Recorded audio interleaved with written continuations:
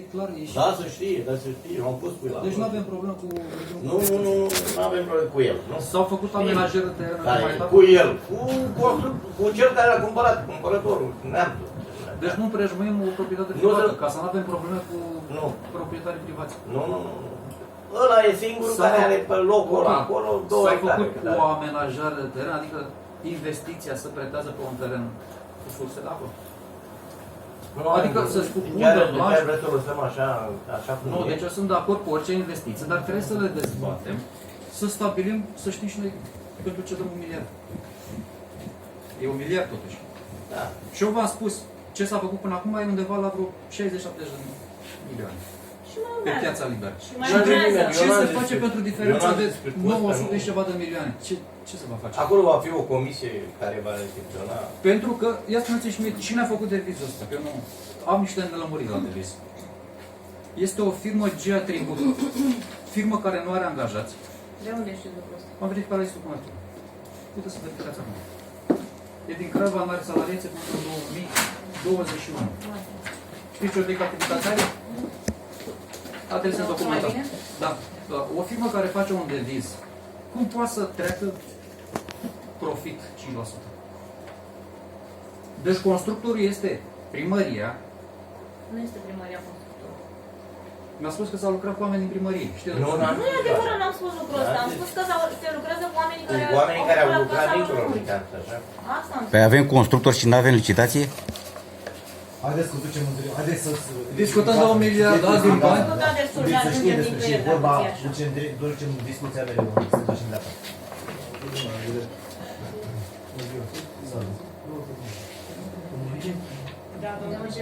Cine? Cine? Domnul Florin. Acum am și o întrebare, chiar dacă deci de extra nu ține de... Nu întreb și eu, domnilor consilieri, sunteți conștienți ce votați? Întreb și eu. Nu întreb. Cum? De cetățean. Întreb. Nu este în ședință, nu are legătură cu... Dar întreb dacă... Cred că da. Și mi se pare corect să știu unde se duc banii din taxe și impozite. Din punctul meu de vedere, asta e o hoție și... De ce să mai scrie acum? Pentru că nu scrie. Le aduc la cunoștință domnilor consilieri că sunt răspunzători solidari pentru ceea ce votează. Și vor da cu susținetul la eventuale controle. Să trecem la punctul ăsta de... Avem pe ordinea de zi. Să-l supunem la vot cine este pentru. Păi nu dezbatem așa puțin. De nu s-a lămurit absolut nimic. Ce să aprobăm? Aprobăm niște cifre care ce reprezintă. Spuneți-mi dumneavoastră ce reprezintă cifrele. Acum, da, Și ai avut timp să consulți... nu mă, că bine mi l-a dat la mână, am să vezi ce mi-a dat la mână. Eu m-am uitat peste el și nu înțeleg. Ce se face concret? Eu nu știu, dar nu înțeleg ce e așa repede. Nu era bine să fie și constructorii să justifice sumele? De câte ori a fost constructorul într-o ședință din asta? Păi De câte ori au fost constructori la ședințele noastre când am aprobat noi ceva? Pentru că nu-i cheamă niciodată nimeni. Păi și ați cerut la altă să vină vreun constructor? N-ar fi bine cel care convoacă ședința să vină documentat, să spună am cifrele astea, pentru că am 300 de metri cub de beton, se face asta. Eu văd decât 3 obiecte mici care v-am spus costă undeva la 60 de milioane. Întreb diferența, în ce va consta? Concret, când se va termina lucrarea, atunci ce vor? Și dacă, prin absurd, se va mai face decât o chestie mică. Noi să rămânem să zicem, da, domnule, nu plătește nimeni. Și asumăm? Dacă nu se face, nu plătește nimeni. Da, nu are nimeni curaj. Acolo e o comisie de recepție, oameni buni. De ce n-ați venit cu Uite, fii atent acest aici. deviz înainte? Nu e treaba mea, dar eu tot zic așa. Domnul președinte, azi așa. Supun la vot pentru ce ne-am adunat. Cine e pentru, cine e contra. Asta e. Și consemnăm în procesul de fapt, fraților și alternații. Nu se acalfă, altfel nu e nicio problemă. Tu ești președinte. Bun. Păi stai puțin că eu nu am prins că ești președinte de ședință. Cine? Păi nu. Păi ia ascultă, da, de data asta cine a prezentat? Ai venit, mi-ai prezentat cu material? Nu. A prezentat domnul vice. Păi dar n-avea de să prezinte. Asta este toată... Păi cum? Ăsta a fost tot. Deci reabilitarea Adică asta a fost lucrărilor tot. de Ați venit, ne-a spus în față o sumă, votați Exact, atât aveam de prezentat. această sumă, deși noi acolo lucrările le-am început. Da? Nu Avem noi. un ordin de începere a lucrărilor? Dar avem decontată apă și știu că apa e acolo. Cum? Care e explicația? Ce avem? Apă. Unde? Unde vis? Deci, Avem curent electric, e curent acolo? Pe bune? Eu trebuie, eu citesc aici și mă... ce curent? Păi avem grup, nu noi. Constructor. Și că decontează curent Și sau... de ce mai decontează? Decontează curentul? În moment ce el face lucrarea. Bă, noi suntem nebuni la cap. E curent masiv. Nu e acolo Păi nu altfel. e curentul trecut în hârtie, că 8 plătim. și ceva. Și acid azotic să trec. Ap? Cât mă? 1700 1700. 1000 de metri cubi? Deci avem Păi da, apă de unde? decontată, Păi apa e acolo. 8 metri, 8,7 metri. Păi apa e acolo, deci cum să plătești apa? Ap. 8 metri. 8700. Nici caragiale nu face așa ceva. Încă o dată, supunem la vot cine este pentru. Încă o dată acest- ce votăm Vă astăzi? asumați. Acoperim o lucrare făcută sau ce se va face de acum înainte? Sau parțial? Care e în desfășurare? O lucrare începută și urmează să se finalizeze. Care este lucrarea? Care- Ce aprobăm? Cine este pentru? Reabilitarea. Cine este pentru, domnul vice? Eu sunt pentru. 1, 2, 3, 4. 4 pentru. Cine se abține? O abținere? Împotrivă? 5. Și mai era cineva care deja Și Tudosoiu, 5. 5 pentru. Sunați-vă, președinte, ca să nu fie problemă. Ramona, eu Domnul vice, îl sunați pe domnul vreau să Tudosoiu? mă lămurești pe mine Da. legat de aceste telefoane date în timpul ședințelor. Eu am lipsit la 2 ședințe ordinare, mi-am asumat, deși o ședință am spus sunt în interesul La școlii extraordinare plecate. sau... Bun, la extraordinare. Există o hotărâre a Consiliului Local aprobată de noi, prin care am fost de acord ca cineva care nu e prezent să-și dea votul telefonic? Există sau nu există? Singura hotărâre care există este regulamentul Consiliului Local. Ok. Care acolo s-a... Care într-un regulament sunt date niște Da, criterii. niște Bun. criterii. Eu știu că e consultativ. Vreau să vedem opinia lui. Nu știu dacă se poate consemna acolo, că nu e prevăzut absolut nicăieri. Nu e prima dată când se A fost opinie, consemnează. a fost și opinia Nu ta. e prima Alo, dată când se alo, consemnează. Exact. Am solicitat eu să Domnul întrebat consilier, uite, noi suntem în ședință și am supus la vot reabilitarea cișmelelor de la Segarcea. Unde e vis, nu reabilitare. Nu așa scrie. Listă de cantități. Bine. Vot favorabil. Păi nu, ia stai puțin. De unde cunoaște materialele? Că acum le-am primit în dimineața asta. Domnul că a primit. Păi ce unici. Cum adică noi trimitem acum fiind de față și el nu? Întreb încă o dată, dacă este legal acest vot. Întotdeauna a fost legal, nu este Mi prima se dată pare când se un, întâmplă doamna așa. contabil, aveți atribuții pe sectorul contabilitate. Nu e Când adevărat. v-am întrebat la capitolul investiții dacă puteți să ne Așa. prezentați un ordin de începere a lucrărilor, O să-l prezentăm dacă la puteți momentul să ne... potrivit. Păi La în momentul momentul potrivit potrivit. e astăzi când se solicită Nu e votul. adevărat. Astăzi doar aprobăm o listă E de punctul cantități dumneavoastră de vedere. Ei, aveți o problemă personală cu mine și Eu nu am o știu cum să problemă mai spun, personală e cu mine normal. pe care nu mi-o rezolv în ședințele de da. Consiliu. Ba da. Mi-o rezolv Da. în particular. Nu cred.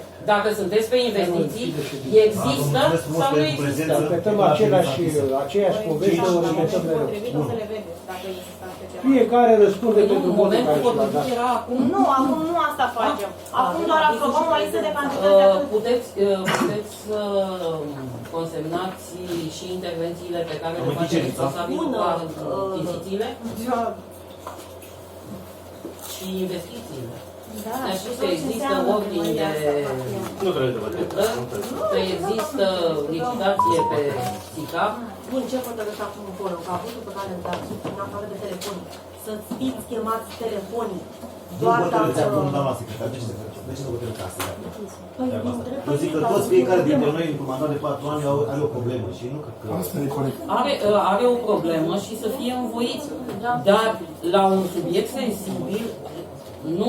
Adică, ia uite, se face o rectificare de buget, se iau bani de la un capitol și se pun la altul. Păi da, sunt bani în primărie. Credeți că sună pe altcineva? Poftim? Credeți că sună pe altcineva? Nu, Antonel, tu, dacă erai acum la volan și nu primeai, sau chiar dacă le primeai pe mail și erai la volan, aveai timp să le consulți și să votezi în cunoștință de cauză? Da, mă abțineam, cum am abținut și acum. Și atunci să vorbim cu Tudăsoiu pe abținere? Omul și-a dat După părerea mea, da. acordul, indiferent de situație, este de acord. materialul. l-a primit Nu, eu am cu întrebat fel. doar dacă există o hotărâre a Consiliului prin care s-a hotărât Există lucrul un ăsta. regulament al Consiliului, în care probabil scrie lucrul. Există un regulament. Exact. Dar, Dar acum, mine te întreb în termeni juridici. da. Deci e legal sau nu e legal? Lucrul ăsta l-am făcut, Și doamna. tăcerea e un răspuns. Din punctul meu de vedere, eu cred că nu e legal, pentru că dacă să judecăm bine situația, noi trebuie să facem prezența. Și nu putem să fim prezenți 10 și să votăm 11, din punctul meu de vedere. Bun, atunci stabiliza acum cum să fie. Ți s-a întâmplat și ție. Eu zic clar. Așa? Da. Putem de ședința următoare să mai venim, să stăm acasă, să votăm în dormitor? Da. Da, se poate să facem și ședința online. Face online pe pandemie, dar acum e pandemie. Asta zic. În regulament, spune că online să facem o pandemie. Da. Ședințele Consiliului Local pot fi transmise online? Ședințele Consiliului Local pot fi transmise online? Ședințele Consiliului Local pot fi transmise online? Să vadă tot. E legal? Da, bun, suntem online. Cacealmaua de aici este văzută. Oameni buni, vreți, nu vreți să facem reabilitare la... E cam așa despre vrea. Asta este. Nu, vrem, dar nu știm ce să facem. Dacă vrem, hai mă să votăm, mă, fraților. Dar ia uitați-vă, Eu așa vreau, reabilitare altceva, înseamnă nimic. una. Nu am niciun interes, aveți cuvântul meu. Puteți să nu reabilitați. Domnul viceprimar, fiecare răspunde pentru Pentru ce am care votat, bineînțeles. Și cu asta am încheiat tot ce Exact, dar eu vă spun, vă întreb așa, ca, măi, că oameni care ne cunoașteți, suntem din țară. Vrem să facem reabilitare la Stegația de la... Da. Legal, da. Și atunci ce reabilităm? Nu știu. Reabilităm cișmele. Ce? Reabilităm Mai exact. cișmele. Domnul Cum? vice, Ce să facem, mă? Facem Domnul altele. vice. Dumnezeu nu le-a dat pe alea, fraților. Sunteți pe Nu ne-a dat președinte de nimeni ședință? la cișmele alea. Dumnezeu ne-a dat cișmele. Ați fost președinte de ședință? Mergeți cu mine județul să vă arăt cum Deci e v-am ce-a spus făcut. că nu mi-am dat Cacealmaua asta a fost văzută de toți, sunt online. Deci cacealmaua asta a fost văzută de toată țara. Asta e o cacealma hoție. De câte ori unul dintre cei care era așa, parcă îl vedeam eu nemulțumit, așa, suntem prieteni de când ne-am născut. Nichi, dumne la dealul, n-aveți de gând să faceți nimic? Este așa? Îmi spuneai așa? Așa este. Dar Uite, se termină bă, eu până la nu șapte. vorbesc ca iurea. Domnule, Și a se zis, bă, termină hai mă, până la fraților, șapte. să începem mai repede și la ei. Nu spune nimeni, domnule viceprimar, că nu este bine sau că nu trebuie făcut. Eu asta vă întreb, nu Doar e bine că să facem ședința de de astăzi reabilitare trebuia a făcută. cișmelor care ne le-a dat Dumnezeu. Faceți, domnule, legal, că sunt bani publici. Înainte de a Trebuia începe făcut, așa e, dar acolo. uite, nu e timp, badă una, badă alta, Bun, și atunci ce să faceți? Să ce facem scoateți acum? castanele din foc cu mâna noastră? Nu, E corect? nu la nimănui. Eu zic că nu se aprobă o chestie Ați spus că trebuia făcută ședința înainte. o catastrofă. Nu, noi aprobăm reabilitarea cișmelor de la Stegația de Artă. Prin Dacă nu definiție, sunteți de acord, nu prin sunteți de acord. definiție, Am votat, reabilitarea nu sunteți de acord. înseamnă ceva. Dar eu zic că ar trebui să fim. Nu știu ce părere aveți voi. Domnilor, sunt bani publici, faceți-o legal. Legal. Cred că nimeni nu ar fi împotrivă să se dezvolte comuna. Dar legal. Asta e o cacealma și v-am luat cunoștință că asta, deci ședința asta a fost în online. Dar nu trebuia să filmați. Nu trebuia, dar ba da, să știe toată țara ce nebunie este în ședințele de, asta nu e ședință de Consiliul Local. Asta e a cerut consilierilor să voteze o hoție din punctul meu de vedere. Cum să cereți așa ceva? Să voteze pe necunoștință de cauză. Treaba dumneavoastră, dar eu zic că... Votul care l-am dat. Bineînțeles, o să Nu răspund. le dai în judecate. Sunt alte organe mai sus. Avem un reclamant de serviciu aici, Așa care ceva. se ocupă de treaba asta. Vorba să facem E în legătura cu el. la niște prețuri omenești. Asta e singura Asta e. Că sunt banii noștri ai tuturor. Așa. Fiecare răspunde pentru Toți plătim și accize, și impozite, și toate nebunile. Cum mergem pe la Peco, ne jucoaie. Cum la curent, Eu zic că ce putem face astăzi, mâine facem cu prețul dublu. De vis de 8700 metri cub de apă, când apa e la liber acolo. Cum se face așa ceva? Cum, doamna contabilă, e posibil? De vis de 8700 metri cub de apă, când apa e la liber? Sunteți de acord cu asta? Știți că e un... Nu comentați? Care condiții? Telefonul ăla și ne primești și nu este normal. De ce? De ce? Pentru că nu este. De ce? Pentru că nu doriți să știe opinia publică? Eu nu vrei să ieși dumneata afară de aici? Nu. De ce? Pentru că nu vreau să ies. Cu ce drept participi la ședință? Să asist la o ședință și eu, să văd și Cu eu, ce drept participi la să ședință? văd și eu cum se cheltuie banii Păi nu publici. se poate să participi la ședință. De ce? Pentru că nu e ședință ordinară. 138. Articolul 138. Ședințele sunt publice. Sunt publice. Care ședință? Publice. Sunt ședințe publice. Ședințele Consiliului Local. Extraordinare, extraordinare. De ce se discută ceva? Care e secretul? Care e secretul aici? Bani publici. Secret. Aici nu e vorba de secret. Dar de ce este, doamnă? Nu ajungem nicăieri. Bun.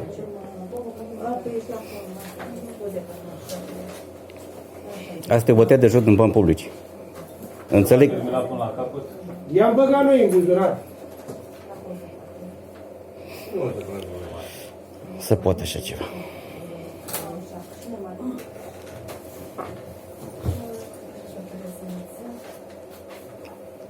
La Bucău, uite, măcar de acum înainte, când mă sunt investiții, să aprobăm și noi mai întâi documentație. Cu aia se face lucruri, așa e normal. Legal, normal. Că până acum așa s-a făcut, eu așa mă aduc aminte. Și slavă Domnului s-au făcut multe investiții. Asta și procedura.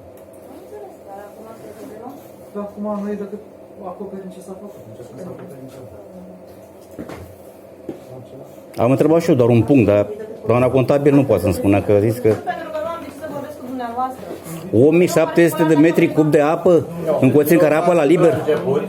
Eu v-am spus de la început, Se poate așa ceva. că orice vorbim, în particular... Suntem ai noștri, n-ai văzut, suntem ai noștri. 8700 metri cub de apă în condițiile care apă e la liber. Păi suntem pe Marte.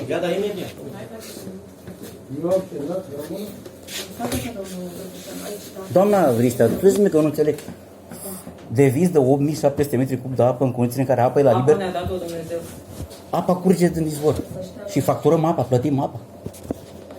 De asta am și Fără, mă, dacă Noi suntem- cineva ar fi de acord, am merge și noi în județul Văd, luăm toate localitățile și eu văd fiecare investiție. Ceva similar, într-o zonă ca aia, unde s-au pus și lămpi solare, și gazon, și bani și toate alea, s-a făcut cu 1 miliard, sumă similară. Și este la 30 de sume. Nu spun că nu trebuia. Acum Trebuie, înțeleg că trebuie făcut, dar nu Cât mai în felul mult. ăsta. Eu, eu, cât mai nici, eu economic. nici nu comentez sumele. Nu comentez sumele. Eu comentez procedura. De ce cu sumele astea să fi venit. Dar de ce n-a venit înainte de începutul lucrărilor? Da? Pentru că își asuma cel care scotea Deci vă spun, lucrarea. acel foișor, părerea mea, nu este prea mult pentru că este făcut foarte rudimentar, niște ștacheți. Puteam să luăm unul mai bun. Am venit cu o ofertă, cel mai scump posibil, 65 de bani, solid, făcut frumos, făcut... Acolo nu se vede un arhitect. Eu nu știu cine a făcut proiectul și în ce constă proiectul. Deci ăla trebuia Vor fi- adus în Consiliul. Gazon se pune, vor fi fomi puși, vor fi băncuțe, va fi spațiu de agrement, va fi Păi, spațiu de dar relaxare. stai puțin, fix Vor mai așa. avea acces animalele acolo, nu vor mai avea, e sector sanitar, nu e sector sanitar. Reabilitare înseamnă că ce ai, reabilitezi. Cosmetizez. Asta e definiție. Reparații, da. Bun, dar ce cu inclus nu se mai numește reabilitare. Și atunci titlul ăla putea fi clar. Reabilitare și... Și în paranteză reparații. Păi nu că reabilitare sau reparații sunt sinonime. Aproape. Sunt Să sinonime. zicem, oameni buni. Președintele parcă ne-a zis că am terminat. Da. Și dumneavoastră ne-a spus că suntem oamenii satului și că putem să discutăm în continuare lucrurile pe care n-am putut să le discutăm în ședință. Ne dați afară? Nu. Fără. Nu vă dau afară, niciodată nu vă dau pe nimeni afară, că nu e primăria mea și nu e a noastră, e la toată lumea. Corect. În afara... Dacă suntem civilizați și în vorbim afara omenește, ședinței. putem să stăm de vorbă cât În afara vreți, să ședinței. nu ne certăm. Întreb, nu că din ceartă ies lucruri constructive, de regulă. Nu, din ceartă nu Întreb este, și nu eu. ies lucruri constructive niciodată. Ba da, dacă, dacă nu ești rău, Asta nu e. Și cearta poate fi constructivă. dacă nu ești rău și te cerți și după ce te-ai liniștit, ai tras niște concluzii, unele sunt constructive. Întreb și eu, domnule viceprimar, tema ședinței de astăzi trebuia pusă într-o ședință ordinară, astfel încât Nu e noi... stabil. Nu e stabil. Să se pună întrebări, să răspunde. Să... Încă o întrebare. Dacă nu dumneavoastră stabiliți lucrul ăsta, de ce, domnule viceprimar, n-ați amânat această ședință și ați S-a acceptat? amânat odată, n-ați văzut, a doua oară nu Dar ce s-a motiv amânat, a pentru fost? că în ultima instanță, doamna secretar știe că a fost chemat la Consiliul Județean domnul primar. Și atunci eu trebuie... La ora 8, la Consiliul Județean? Nu, la ora 9 trebuie. La ora 9, aveți cuvântul. Mie mi se pare o temă extraordinar de sensibilă, de o importanță foarte mare, pe care, dacă nu dumneavoastră sunteți cel care a inițiat proiectul, dacă nu dumneavoastră sunteți cel care a asistat licitația pe SEAP, din punctul meu de vedere, n-ar fi trebuit să conduceți ședința de astăzi. Păi n-am condus-o eu. Eu am vorbit ca și voi. Eu sunt consilier acum. A condus-o președintele, nu? Mie nici măcar nu mi-a lăsat impresia. Păi atâta poate omul să așa, e consilierul nostru. Și nu e prima dată când conduce o ședință. Deci mie mi se Că pare... am vorbit noi toți mai mult, și Vali, și tu, și eu, și domnul chiar care Și în nici afară nu de e mine cel și puțin de invitat, a Vali, venit așa că din punctul meu de vedere, dumneavoastră trebuia să vorbiți cel mai mult și să ne faceți n-am vorbit chiar cel mai o mult. descriere a acelui proiect, ținând cont sectorul de activitate din care veniți. Da. Dar n-ați făcut-o. Acum, fiecare mai construiește pe acasă. Hai să fim serioși. Știți noi cât, așa, cât beton e acolo și cât costă. Deci dacă e să păstrăm aceeași ierarhie, înseamnă că noi suntem multimilionari toți acasă. Dacă folosim devizele de primărie. Eu un foișor de l-am luat și l-am pus pe foc. L-am făcut un De ce nu mi l-a dat bine? Păi, dacă știu mă dona la primărie. Glumesc. Da. E făceai foarte bine. Vă spun că de 1 miliard se putea face un paradis acolo. Păi să Așa spună se va face, cât mă, beton așa a se băgat va- el nu în s-a fața terminat. magazinului și cât a costat. Doamne știe ce să face. Crescătorii de animale vor mai avea acces acolo. S-a făcut o consultare publică, s-au întrebat aia cu caprele, nu? Nu, mă, caprele n-au ce căuta. Deci nu au ce căuta. Păi, se ducă mai la mare, așa, ce n-ai? Unde mai avem? Pe unde se ducă? Pe unde se ducă mă la Mai spre din coadă. Cui este destinat în zona respectivă? Pe segmente de vârstă s-a stabilit ceva? Sau se face cum e baza sportivă de aici? Teoretic nu putea să facă un proiect dacă n-avea un grup țintă, nu? Pe probabil că s-a făcut. Și o altă întrebare pe care vreau să mă lămurești tu.